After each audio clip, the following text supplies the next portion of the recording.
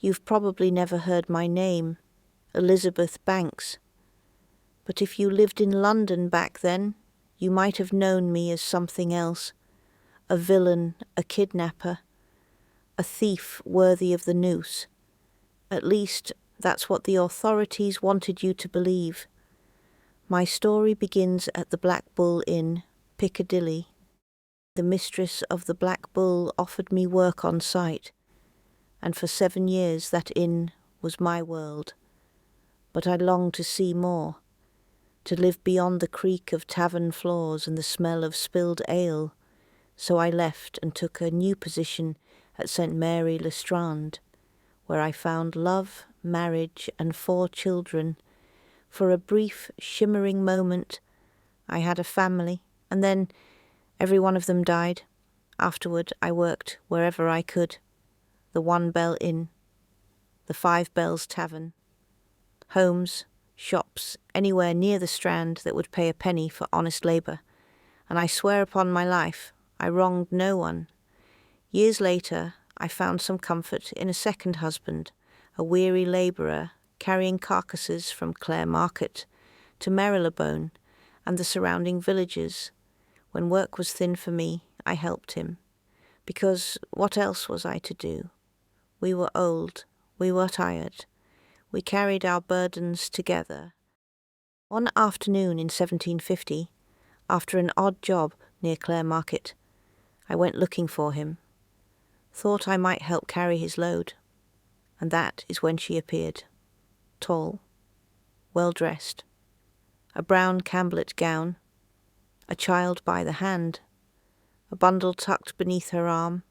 She approached me, breathless, desperate, and asked if I'd hold the child and the bundle while she stepped into a house just off Marylebone Road. Only a moment, she promised. I'll give you 2pence. 2pence. For someone like me, it was a blessing. So I waited and waited, but she never came back. The maid inside the house told me the woman had walked in, started up the stairs, then suddenly turned back, saying, "Pardon me, I've mistaken the house," before disappearing into the street. And that is when my life ended. When the authorities found me holding that child and that bundle, they didn't ask questions. They didn't listen. They didn't care. They said I had kidnapped the child, that I had stolen the clothes in the bundle, fine infant garments worth enough to damn a poor woman like me. And you must understand something.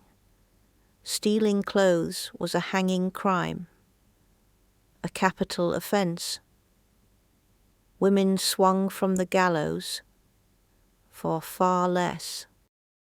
They told me the evidence was clear, that I should confess, that the noose was waiting, but I told them over and over the truth, that the woman who gave me that child had planned the whole thing, that she had set me up so she or someone else could claim a reward. Her name was Jane Mercer. They laughed in my face, said a merchant's wife had no reason to stoop to such wickedness, said I was spinning tales out of desperation, and yes, I was desperate, desperate to live, desperate to be heard, desperate to convince them that I wasn't a monster, but no one believed me. To them, I was already a kidnapper, a thief, a woman fit for the rope. They tried me at the Old Bailey. Jane Mercer did not testify, only the child's father. They all thought I was guilty, that I had kidnapped a child, that I had stolen the fancy quilted petticoat and buckled shoes to sell at the market. They sentenced me to death. They kept me in Newgate for 2 months before I made my last confession, but I never admitted to the crime. I made my journey to the gallows, and with my last breath, I prayed for the prosecutors and hoped that God would forgive both me and them for what they had done. And what became of the child, the little girl who cried for her mamma, who told the woman who tried to rescue her that I had threatened to fling her in the Marylebone Pond. What of her? Well, she grew up into a fine young woman after I had gone. She married in 1784, had 4 children, and died in 1814 at the age of 68. She thought I was going to kill her. What do you think? If my story has reached you across the years, then maybe, just maybe, my voice wasn't silenced after all. Thank you for listening to the truth no one wanted to hear in my time. My life may have been taken by accusation, but my story lives because you chose to hear it.